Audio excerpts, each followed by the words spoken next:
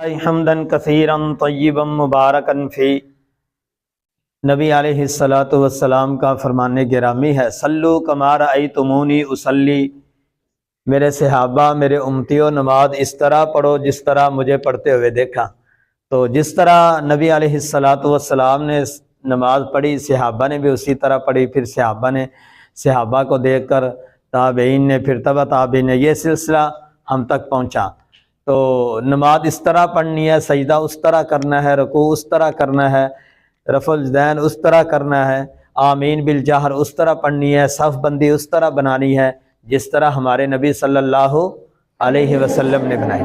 تو آج ہم انشاءاللہ بچوں کو نماز کی جو ہے عملی پریکٹس کرائیں گے، عملی مشق کروائیں گے، رکوع کی مشق، سجدے کی مشق، آمین کی مشق، سلام پھیرنے کی مشق، جتنی بھی نماز کی جو ارکان ہیں ان کی مشق کروائیں گے، اور نماز کے اندر جو جو ہم غلطیاں کرتے ہیں ان غلطیوں کی بھی نشاندہی کریں گے۔ تو اکثر دیکھنے کو یہ بات ملتی ہے، بندہ جب بوڑھا ہو جاتا ہے، داڑھی کے بال سفید ہو جاتے ہیں، جو بچپن کے اندر غلطیاں ہوتی ہیں نماز کی، وہ قبر کے اندر بھی بندہ ساتھ لے جاتا ہے، یعنی وہ غلطیاں ٹھیک نہیں ہوتی۔ تو اس عمر میں جب بندہ نماز اچھے طریقے سے، نماز کے ارکان جو بھی رکوع سجدہ سارے لوازمات ہیں نماز کے، وہ اچھے طریقے سے ان کی پریکٹس ہو جائے، سیکھ لے بندہ، پڑھ لے، عملی مشق بھی کر لے، پھر بندے کی ایک عادت بن جاتی، پھر وہ غلطیاں بندہ بوڑھے ہونے تک غلطیاں ایسی نہیں کرتا۔ تو نماز پڑھنی بھی اسی طرح چاہیے جس طرح نبی علیہ الصلوۃ والسلام نے ہمیں حکم دیا۔ تو نماز کے اندر سب سے پہلی چیز جو ہے، تو نماز کی عملی مشق بھی کروائیں گے، اور عین سنت کے مطابق انشاءاللہ عملی مشق ہوگی۔ تو نماز کے اندر سب سے پہلی جو چیز ہے وہ ہے قبلہ رخ، قبلے کی طرف منہ کرنا۔ فولوا وجوہکم شطر المسجد الحرام، تو پہلے قبلہ تھا مسجد بیت المقدس، پھر اللہ رب العالمین نے ہمیں بیت اللہ جو ہے وہ ہمارا قبلہ بن گیا، جس کو مسجد حرام بھی کہتے ہیں۔ تو نماز کے لیے سب سے پہلا کام جو ہے، وضو کے بارے میں ہم نے جو ویڈیو پہلے شیئر کر دی تھی، تو نماز کے لیے سب سے پہلے جو ہے وہ قبلہ رخ ہونا ہے، یعنی قبلے کی طرف ہمارا منہ ہونا چاہیے، وہ صحرا میں ہو، گھر میں ہو، مسجد میں ہو، جہاں کہیں بھی ہو، تو قبلے کی طرف منہ کرنا یہ فرض اور ضروری اور لازمی ہے۔ اور دوسرا کام جو ہے وہ صف بندی کا اہتمام کرنا۔ تو صف بندی کے اندر جو آپ اپنی اپنی سکرین پر دیکھ سکتے ہیں، یہ طلباء کے الحمدللہ اس طرح صف بندی ہونی چاہیے کہ پاؤں کے ساتھ پاؤں اور کندھے کے ساتھ کندھا اچھی طرح ملنا چاہیے۔ یہ دیکھیں ماشاءاللہ، اسی طرح ہی نماز میں بندے کو نماز کے اندر صف بندی کا اہتمام کرنا چاہیے، صف بندی کے اندر کھڑا ہونا چاہیے۔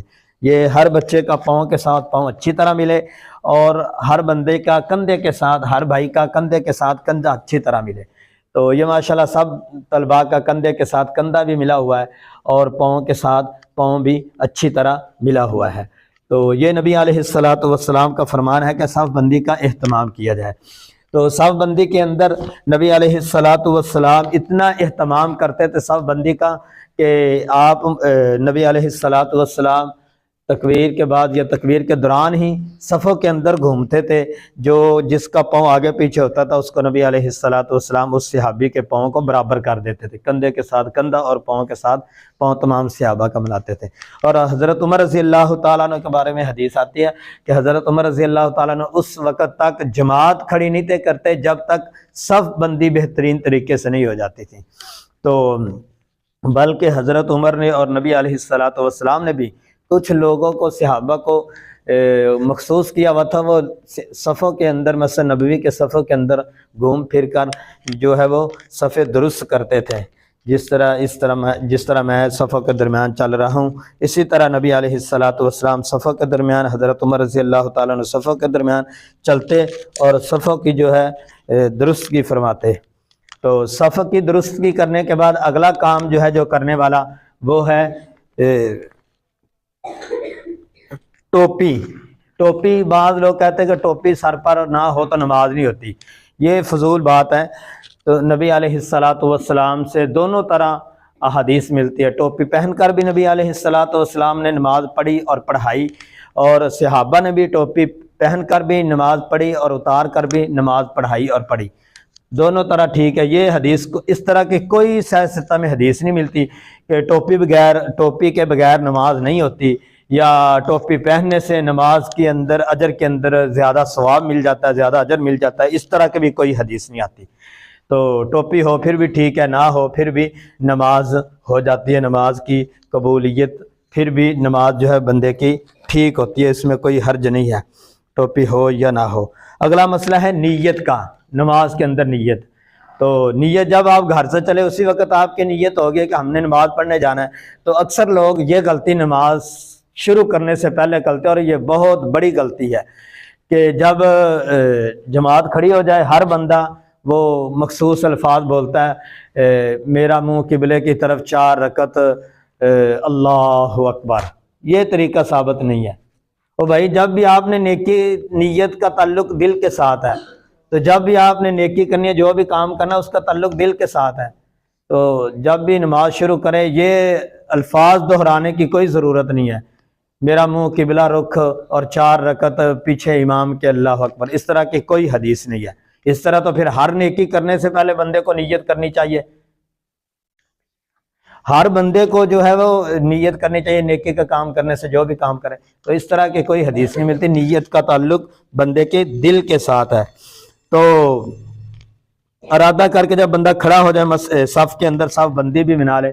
اگلا کام کرنے والا یہ ہے کہ ہاتھ کہاں باندھنے ہیں، ہاتھ کہاں باندھنے ہیں، بلکہ ہاتھ باندھنے سے پہلے رفع الیدین کی حدیث نبی علیہ الصلوۃ والسلام کے صحابی حضرت عبداللہ بن عمر سے روایت ہے، فَصَا يَدَيْهِ حِينَ يُكَبِّرُ حَتَّى يَجْعَلُهَا حَذْوَ مَنْكِبَيْهِ۔ نبی علیہ الصلوۃ والسلام کے صحابی حضرت عبداللہ بن عمر فرماتے ہیں، نبی علیہ الصلوۃ والسلام جب بھی نماز پڑھاتے تو کیا کرتے، اپنے دونوں ہاتھوں کو کندھوں تک لے جاتے۔ یہ کر کے دکھاؤ سارے طلبہ، اپنے دونوں ہاتھوں کو کندھوں تک لے جاتے۔ یہ 2 طرح کی حدیث ہے، دونوں ہاتھوں کو کندھوں تک بھی لے جانا یہ نبی علیہ الصلوۃ والسلام کا فرمان ہے، اور ایک طریقہ یہ بھی ہے کہ آپ دونوں ہاتھوں کو کانوں کی لو تک بھی لے جا سکتے ہیں، یہ بھی نبی علیہ الصلوۃ والسلام، کانوں کی لو تک اب لے کے جاؤ۔ ہاں 2 طریقے ثابت، ایک ہے حذو منکبیہ، اپنے دونوں ہاتھوں کو کندھوں کے برابر لے کے جانا، اور دوسری حدیث ہے کہ دونوں ہاتھوں کو کانوں کے لو کے برابر لے کے جانا، یہ بھی حدیث نبی علیہ الصلوۃ والسلام سے ثابت ہے، دونوں طریقے ثابت ہے۔ اب آپ نے رفع الیدین کر لیا، یہ آپ کو پریکٹس ہو گئی۔ اس کے بعد اگلا مسئلہ جو ہے ہاتھ اٹھانے کے بعد اب ہاتھ باندھنے کہاں ہیں، یہ بھی مختلف فی مسئلہ۔ حضرت سعد بن سعد رضی اللہ تعالیٰ نے اس حدیث کے راوی ہے، فرماتے ہیں ان یضع الرجل یدہ الیمنی علی ذراعہ الیسری، نبی علیہ الصلوۃ والسلام جب اپنے دونوں ہاتھ اٹھاتے کانوں کی لو تک لے کے جاتے، پھر کہاں ہاتھ باندھتے، اپنے دائیں ہاتھ کی یہ جو ذراع ہے، یہ گھٹنا جہاں پہ شروع ہوتا ہے، اس کو بائیں ہاتھ کے گھٹنے پر رکھتے۔ چلو شاباش رکھو۔ یہاں ہاتھ باندھنے کے بھی 3 طریقے ہیں، ہاتھ باندھنے کے کتنے طریقے ہیں؟ 3۔ پہلا طریقہ یہ ہے کہ ہر بچے ادھر میری طرف دیکھو، یہ ہر جو گھٹنا ہے نا اپنا، یہ جو تمہارا گھٹنا یہاں سے یہ گٹ شروع ہو رہا ہے، جس کو پنجابی میں گٹ ہم کہتے ہیں، یہ گٹ اپنے دوسرے بائیں ہاتھ کے گٹ کے اوپر اس طرح رکھنا ہے، ٹھیک ہے؟ یہ گٹ اپنے بائیں ہاتھ کے گٹ کے اوپر رکھنا ہے، اور یہ کیفیت بنانی ہے سینے کے اوپر، ایک طریقہ۔ اور دوسرا طریقہ جو نبی علیہ الصلوۃ والسلام سے ثابت ہے، اپنا دائیں ہاتھ کی پشت جو ہے یہ بائیں ہاتھ کی پشت کے اوپر رکھنی ہے، دائیں ہاتھ کی یہ اندرونی حصہ جو ہے اپنے بائیں ہاتھ کے اوپر والے حصے کے اوپر رکھنا ہے، اس طرح۔ یہ طریقہ ہے، کتنے ہو گئے؟ 2۔ اور تیسرا طریقہ نبی علیہ الصلوۃ والسلام سے ثابت ہے، جو اپنا دایاں ہاتھ ہے یہ بائیں ہاتھ کی کونی کے قریب لے کے جانا ہے، یہ طریقہ۔ کتنے ہو گئے؟ یہ تینوں طریقوں سے ہاتھ باندھنا نبی علیہ الصلوۃ والسلام کی سنت ہے، طریقہ ہے، اور صحابہ کا بھی یہی سنت اور طریقہ ہے۔ اور اگلا مسئلہ جو رہ گیا وہ ہے، اگلا کون سا مسئلہ ہے؟ رکوع کا۔ تو نبی علیہ الصلوۃ والسلام جب یہ ادھر آپ نے کون کون سی سورت پڑھنی ہے قیام کی حالت میں؟ سب سے پہلے دعا استفتاح، پھر دعا سورۃ فاتحہ۔ نبی علیہ السلام نے فرمایا لا صلاۃ لمن لم یقرأ بفاتحۃ الکتاب، جو بندہ نماز کے اندر سورۃ فاتحہ نہیں پڑھتا اس کی نماز نامکمل ہے، اس کی نماز ہی نہیں ہے جو بندہ نماز کے اندر سورۃ فاتحہ نہیں پڑھتا۔ تو سورۃ فاتحہ جو ہے ام القرآن ہے، قرآن کا جو ہے وہ ماں ہے، تو اس کو ہر نماز کے اندر پڑھنا فرض اور ضروری اور لازمی ہے، وہ نفلی نماز ہو، فرضی نماز ہو، اشراق کی نماز ہو، نماز تہجد ہو، نماز تراویح ہو، جو بھی کوئی نماز ہو، نماز کے اندر پڑھنا سورۃ فاتحہ ضروری ہے۔ تو سورۃ فاتحہ پڑھنے کے بعد پھر آپ نے کیا کرنا ہے، پھر آپ نے سورۃ فاتحہ پڑھنے کے بعد پھر کوئی ایک سورت ساتھ ملانی ہے، کوئی بھی سورت ساتھ ملا لیں، وہ سورت ملانی ہے، سورۃ اخلاص ملا لے یا کوئی اور سورت ملا لے۔ سورۃ اخلاص ملانے کے بعد پھر ایک مسئلہ رہ گیا، جب امام نے پڑھنا ہے، بیٹا پڑھو غیر المغضوب علیہم، غیر المغضوب علیہم ولا الضالین،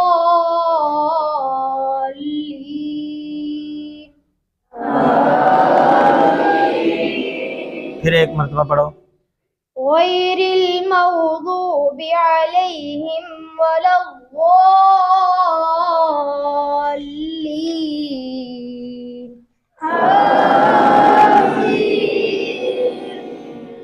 سورۃ فاتحہ مکمل ہو، اس کے بعد غیر المغضوب علیہم ولا الضالین جب امام کہے اور امام آمین کہے، اس کے بعد کیا آپ نے کہنا ہے، آمین۔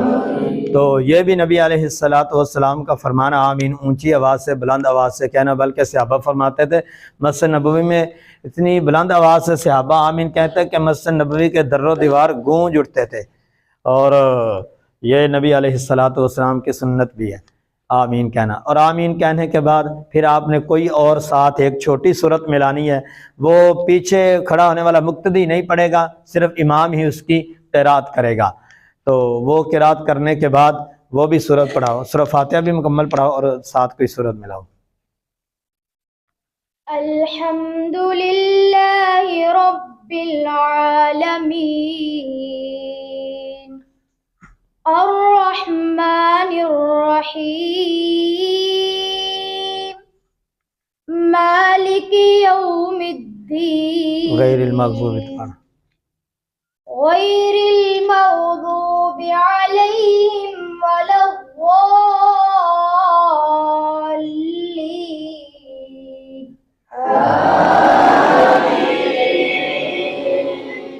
اس کے بعد ساتھ ایک سورت ملانی ہے، سورت ملانے کے بعد وہ آپ قرآن کے درمیان میں سے بھی پڑھ سکتے ہیں، قرآن کے شروع میں جہاں کہیں قرآن کے کسی مقام سے بھی پڑھ سکتے ہیں۔ اس کے بعد آپ نے کیا کرنا ہے، رکوع کے اندر جانا ہے۔ کہاں جانا ہے، رکوع کے اندر۔ چلو رکوع کے اندر جاؤ، سب سے پہلے امام صاحب جائیں گے پھر باقی جائیں گے۔ اللہ اکبر،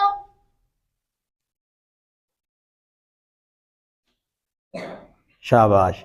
رکوع کے اندر جو ہے حالت جو نہیں، وہ آپ کی جہاں پہ آپ نے سجدہ کرنا ہے نا، وہاں پہ آپ نے دیکھنا ہے، اپنے پاؤں کی طرف یا دائیں بائیں نہیں دیکھنا۔ نبی علیہ السلام نے فرمایا جو بندہ نماز کے اندر دائیں بائیں دیکھتا ہے اس کو اس بات سے ڈر جانا چاہیے کہ اللہ تعالیٰ اس کی نظر کو کھینچ نہ لے، اس کی آنکھوں کی بصارت کو چھین نہ لے۔ تو رکوع کے اندر جو ہے آپ کی جو کمر ہے نا، یہ خم نہیں ہونا، اس کے اندر یہ اوپر ابری نہیں ہونی چاہیے، بالکل سیدھی ہونی چاہیے کمر۔ شاباش۔ تو گھٹنوں کو جو ہے وہ مضبوطی سے پکڑنا، اپنے گھٹنوں کو، جو آپ کے جس کو پنجابی میں ہم بولتے ہیں گوڈے، تو اپنے گھٹنوں کو مضبوطی سے پکڑنا ہے آپ نے، ٹھیک ہے۔ یہ رکوع کی حالت ہے۔ رکوع کے بعد جو ہے آپ نے سمی اللہ لمن حمیدہ کہنا ہے۔ یہ رکوع کے بعد آپ دوسری حالت بدلیں، سمی اللہ لمن حمیدہ کہنا۔ چلے امام صاحب، سمی اللہ لمن حمیدہ۔ جب رکوع سے اٹھنا ہے پھر بھی رفع یدین کرنا، سمی اللہ لمن حمیدہ کہنا۔ تو یہ کہنے کے بعد اس کے بعد آپ نے ادھر دعا پڑھنی ہے، دعا پڑھنے کے بعد پھر آپ نے سجدے کے اندر چلے جانا ہے۔ تو سجدے کے اندر چلیں، جتنی بھی آپ نماز پڑھیں نماز کے اندر صف بندی کا خیال رکھیں، صف آپ کی بہترین ہونی چاہیے۔ چلیں سجدے کے اندر چلیں۔ اللہ اکبر۔ یہ ہے سجدے کے اندر۔ سجدے کے اندر اکثر ہم غلطیاں کرتے ہیں، جو ہمارے پاؤں ہوتے ہیں نا وہ کھلے ہوتے ہیں، یہ بیٹا خیال رکھنا، پاؤں پیچھے سے آپ کے کھلے نہ ہوں، پاؤں بالکل ساتھ ساتھ ملے ہو اور پاؤں کی جو انگلیاں ہیں ان کا رخ قبلے کی جانب ہو، قبلے کی طرف آپ کے پاؤں کی انگلیاں ہو، جس طرح یہ تمام بھائیوں کی انگلیاں ہیں قبلے کی جانب، تو یہ اس طرح ہونا چاہیے۔ ہر بچے کے پاؤں جو ہے وہ قبلہ رخ ہونے چاہیے۔ تو بعض لوگ جو ہے اس طرح پاؤں جو ہے وہ کھول لیتے ہیں، یہ نبی علیہ السلام کے طریقہ ثابت نہیں ہے۔ ہر بھائی کے پاؤں جو ہے وہ ساتھ ساتھ ملنے چاہیے۔ تو نبی علیہ السلام کا فرمان بھی ہے کہ مومن جو ہے وہ سجدہ 7 اعضاء پر کرتا ہے۔ کتنے اعضاء پر؟ 7 اعضاء۔ 7 اعضاء کون سے ہیں؟ وہ 7 اعضاء ہے ناک، وہ 7 اعضاء ہے ناک اور جو پیشانی، ناک اور پیشانی 1، 2 ہاتھ، کتنے ہو گئے؟ 3، اور 2 گھٹنے، کتنے ہو گئے؟ اور 2 پاؤں، 7، کتنے ہو گئے؟ 7۔ یہ 7 اعضاء پر مومن جو ہے وہ سجدہ کرتا ہے۔ سجدہ کرنے کے بعد سجدے کے اندر جو دعا ہے، اور ایک اور سجدے کے اندر ہم غلطی کرتے ہیں، جو ہماری کونیاں ہے نا، یہ ہم نیچے جو ہے زمین کے اوپر لگا دیتے ہیں، تو یہ بھی نبی علیہ السلام سے طریقہ ثابت نہیں ہے۔ کونیوں کو زمین سے اٹھا کے رکھنا ہے، کونیوں کو زمین سے اٹھا کے رکھنا ہے۔ تو سجدے کے اندر کافی دعائیں آتی ہیں، ان میں سے آپ جو مرضی دعا پڑھ سکتے ہیں۔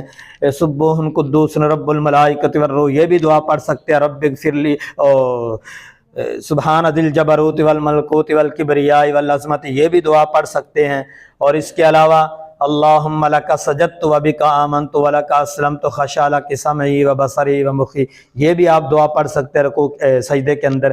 اور اس کے علاوہ اور بھی دعائیں ہیں، ان میں سے کوئی بھی آپ دعا رکوع کے اندر پڑھ سکتے ہیں۔ رکوع سے پھر آپ نے سر اٹھانا ہے، رکوع کے اندر اٹھنے کے بعد آپ دوسری حالت بدلے۔ چلیں امام صاحب، اللہ اکبر۔ ہاں اب یہ بیٹھنے کی حالت ہے، یہ پہلی رکعت ہے۔ آخری تشہد اور درمیانی تشہد کے اندر جو ہے وہ فرق ہے۔ جب آپ نے رکوع کے اندر بیٹھنا ہے، آپ کا ایک گھٹنوں کو مضبوطی سے پکڑنا ہے، ایک گھٹنے کو مضبوطی سے پکڑنا ہے، اور جس 2 رکعتوں کے اندر ہم شہادت والی انگلی کو کھڑا کرتے ہیں، وہ سب بھائی بنائیں اپنی شہادت والی انگلی، جس طرح آخری تشہد کے اندر یا درمیانی تشہد کے اندر ہم جو ہے وہ انگلی کو فولڈ کا، ایک انگلی کو کھڑا کرتے اور باقی ہاتھ کو فولڈ کر لیتے ہیں۔ اس طرح یہ دیکھو، میری طرف دیکھو، نیچے آپ کون سی نماز پڑھ، آپ نیچے دیکھو، میری طرف دیکھو، اس طرح کرنا ہے۔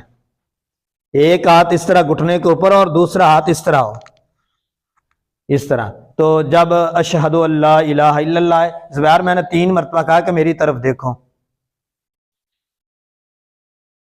اشہد اللہ الہ الا اللہ واشہد ان محمدن عبدہ ورسولہ۔ یہ جو سبابہ فنگر ہے نا، اس کو عربی میں سبابہ کہتے ہیں، اس کو آپ نے ہلانا ہے، ٹھیک ہے۔ پھر یہ دعا پڑھنے کے بعد آپ کے اگر 4 رکعتیں پڑھنی ہے، یہ 2 نفل پڑھنی ہے، یہ 2 سنتیں پڑھنی ہیں، اور اس کے بعد سیدھے ہو کے بیٹھو۔ کیا ہوا آپ کو؟ ادھر ہو کے بیٹھو۔ بیٹھنے کے بعد، اور جو بیٹھنا اس طرح، یہ درمیانی تشہد کا بیٹھنا، اور آخری تشہد کے اندر جو بیٹھنے کا طریقہ ہے وہ بھی آپ ذرا پیچھے سے پیچھے آخری تشہد کے اندر بیٹھے۔ آخری تشہد کے اندر یہ ہم اکثر غلطی کرتے ہیں، آخری تشہد کے اندر پاؤں کو، انگلیاں جو ہے پیچھے کی طرف کر لیتے ہیں، نہیں، یہ طریقہ آخری تشہد کے اندر بیٹھنے کا، یہ طریقہ ہے۔ شاباش، یہ سب بھائی ماشاءاللہ بہترین طریقے سے بیٹھے ہوئے ہیں۔ یہ کیا ہے؟ آخری تشہد۔ آخری تشہد کے اندر جتنی دعائیں آتی ہے وہ آپ جی بھر کر، حسن و مسلم کے اندر 10-11 دعائیں لکھی ہوئی ہیں، وہ ساری پڑھ کر، اگر آپ امام کے پیچھے جتنی دیر تک امام سلام نہیں پھیرتا، آپ وہ دعائیں پڑھتے جائیں پڑھ کر جب امام سلام پھیر دے آپ بھی پھیر دیں۔ اگر آپ اکیلے پڑھ رہے ہیں تو آپ ساری دعائیں بھی پڑھ سکتے ہیں آخری تشہد کے اندر۔ تشہد کے آخری تشہد کی ساری دعائیں پڑھنے کے بعد آپ نے کیا کرنا ہے؟ سلام پھیرنا ہے۔ چلو سلام پھیرو۔ السلام علیکم ورحمۃ اللہ۔ السلام علیکم ورحمۃ اللہ۔ اچھا سلام کے نا اور بھی طریقے ہیں. سلام نبی صلی اللہ علیہ وسلم جب بھی سلام پھیرتے آپ علیہ الصلوۃ والسلام کی یہ جو دائیں جانب کی رخسار ہوتی تھی نا، صحابہ فرماتے ہم آپ کی دائیں جانب رخسار کی سفیدی کو ہم دیکھ سکتے تھے، یعنی اتنا نبی علیہ الصلوۃ والسلام پیچھے کی جانب دیکھتے. یہ یعنی آپ کا جو رخسار ہے نا یہ فل پیچھے کی طرف مڑے، اور جب آپ نے بائیں جانب کرنا اس وقت بھی. ایک طریقہ یہ سلام پھیرنے کا ہے کہ دائیں جانب بھی السلام علیکم ورحمۃ اللہ، بائیں جانب بھی السلام علیکم ورحمۃ اللہ. اسلام سے پہلے نبی پر شریعت اترنے سے پہلے صحابہ اس طرح سلام کہتے تھے، جو ساتھ والا بھائی بیٹھا ہوتا تھا نا اس سے مصافحہ کرتے تھے السلام علیکم. ہر بندہ دوسرے بندے سے کیا کرتا تھا جب امام سلام پھیرتا تھا؟ مصافحہ کرتا. تو بعد میں نبی علیہ اللہ رب العالمین نے وحی کے ذریعے بتا دیا کہ اب کیا کرنا ہے، صرف سلام ہی پھیرنا. سلام کے ابھی بھی 3-4 طریقے. ایک طریقہ ہے کہ آپ دائیں جانب السلام علیکم ورحمۃ اللہ کا، بائیں جانب السلام علیکم ورحمۃ اللہ کا ایک طریقہ. دوسرا طریقہ کہ صرف دائیں جانب ہی السلام علیکم آپ نے کہنا ہے. یہ بھی ابھی بھی یہ سنت نبی علیہ الصلوۃ والسلام کا فرمان موجود ہے، صرف دائیں جانب ہی آپ نے السلام علیکم ورحمۃ اللہ کہنا ہے، تو آپ کی نماز کیا ہو جائے گی؟ مکمل ہو جائے گی. اور تیسرا طریقہ یہ ہے کہ السلام علیکم ورحمۃ اللہ وبرکاتہ بھی ساتھ پڑھ سکتے ہیں. پہلے تو اکثر تو ہم نماز پڑھاتے ہیں یا پڑھتے ہیں تو کیا پڑھتے ہیں؟ بس السلام علیکم ورحمۃ اللہ. السلام علیکم ورحمۃ اللہ وبرکاتہ بھی پڑھ سکتے ہیں، یہ بھی ایک نبی علیہ الصلوۃ والسلام کی سنت ہے. دونوں جانب ہی پڑھ کر پھر آپ اپنی سائڈ جو ہے وہ تبدیل کر سکتے. اس سے بعد جو ہے وہ صبح شام کے جو اذکار ہیں وہ پڑھے، یہ آپ کی نماز جو ہے مکمل ہو جائے گی. تو نماز وہی قبول ہوتی ہے، نماز وہی منظور ہوتی ہے جو صلو کما رأیتمونی اصلی نبی علیہ الصلوۃ والسلام کے طریقے اور سنت کے مطابق پڑھی جائے. جس طرح آپ نے رکوع کیا، جس طرح آپ نے سجدہ کیا، جس طرح آپ نے قیام کیا، جس طرح آپ آخری تشہد میں بیٹھے، جس طرح آپ درمیانی تشہد میں بیٹھے، جس طرح آپ نے سلام پھیرا، جس طرح آپ نے رفع دین کیا، جس طرح آپ نے آمین بالجہر کی، جس طرح آپ نے اپنے کندھوں تک ہاتھ اٹھائے، یعنی جتنے بھی ارکان نماز کے ہیں اسی طرح ادا کریں گے تو پھر وہ نماز ہماری قابل قبول اور منظور ہوگی. اور حدیث کے اندر آتا ہے کہ جو بندہ تیزی تیزی کے ساتھ نماز پڑھتا ہے فرشتے اس کی نماز اٹھا کر لپیٹ کر اس کے منہ پہ اوپر ہی مار دیتے ہیں، اللہ جڑی نماز پڑھی واپس ہی لے آ جائے. اور ایک اہم مسئلہ، نماز کے اندر اگر امام بھول جائے یا بندہ اکیلا نماز پڑھ رہا ہے وہ بھول جائے تو پھر کیا کرنا ہے؟ پھر نبی علیہ الصلوۃ والسلام نے فرمایا آخری جب آپ نے آخری تشہد کے اندر بیٹھنا ہے، آخری تشہد کے اندر بیٹھنے کے بعد ساری دعائیں پڑھنے کے بعد آپ کیا کر لیں؟ 2 سجدے کر لیں، یا سلام پھیرنے کے بعد کر لیں یا سلام پھیرنے سے پہلا کر لیں. دونوں طریقے ہی ٹھیک ہے. اگر نماز کے اندر ہی یاد آ جائے کہ میں نے غلطی کی ہے تو پھر نماز آخری تشہد کے اندر ہی 2 سجدے کر لیں. اگر نہیں یاد آیا، بعد میں یاد آیا، سلام پھیرا آپ نے، پھر نماز کے بعد 2 سجدے کر لیں. ہاں اگر رکعت چھوٹ جائے، رکعت رہ جائے یا سجدہ چھوٹ جائے پھر آپ نے 2 سجدے نہیں کرنے، پھر کیا کرنا ہے؟ پوری رکعت پڑھنی. اگر رکعت چھوٹ گئی یا مثلا آپ نے 4 رکعتیں نماز پڑھنی، آپ نے 3 پڑھ کر سلام پھیر دیا، اس کے بعد آپ نے 2 سجدے نہیں کرنے، کیا کرنا ہے؟ رکعت پڑھنی ہے.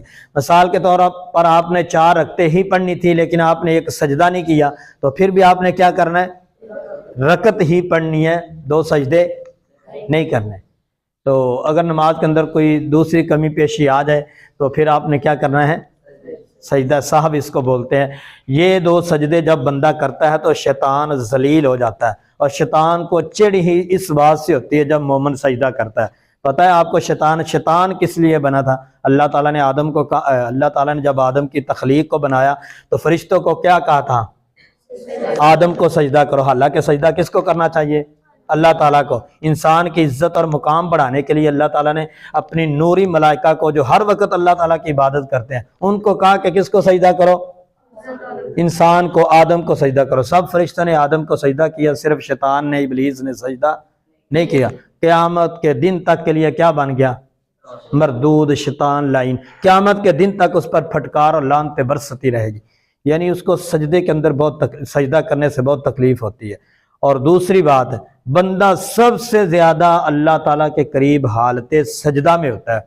جو بندہ چاہتا ہے نا کہ میں اللہ تعالیٰ کے قریب ہونا چاہتا ہوں تو وہ لمبے لمبے سجدے کرے. بندہ سب سے زیادہ نماز کی حالت میں کہاں ہوتا ہے؟ سجدے کی حالت میں اللہ تعالیٰ کے قریب ہوتا ہے. تو اللہ رب العالمین ہمیں ایسی نماز پڑھنے کی توفیق عطا فرمائے جس طرح نبی علیہ الصلاۃ والسلام نے ہمیں سکھائی اور بتلائی اور صحابہ نے ہم تک پہنچائی۔ جزاک اللہ خیرہ۔